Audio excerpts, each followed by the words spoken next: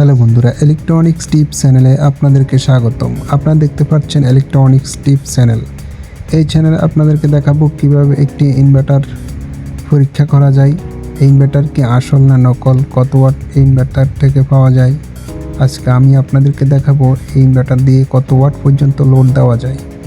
বন্ধুরা, আপনারা সবাই ভিডিওটি সম্পূর্ণরূপে দেখতে থাকুন। দেখলে অনেক কিছু জানতে পারবেন, শিখতে পারবেন।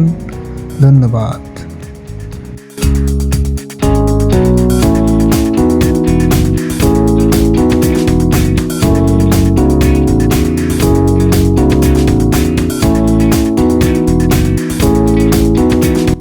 12 ভোল্ট 8 এম্পিয়ার একটি ব্যাটারি। এই ব্যাটারি দিয়ে টেস্ট করব এই ইনভার্টার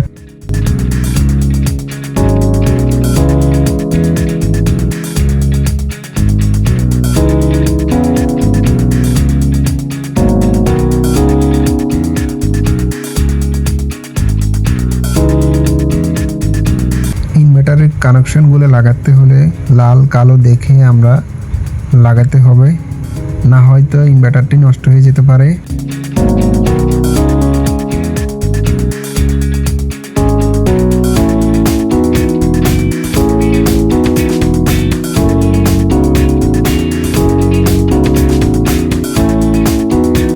প্রথমে আমরা একটি 15 ওয়াটের বাল্ব লাগিয়ে দেখব বাল্বটি কেমন জ্বলে। বন্ধুরা, আপনারা দেখতে পাচ্ছেন আমি বাল্বটি লাগাচ্ছি, দারুণ একটি আলো হচ্ছে। স্টেপ বাই স্টেপ ভাবে আমরা এই ইনভার্টারটি টেস্ট করব।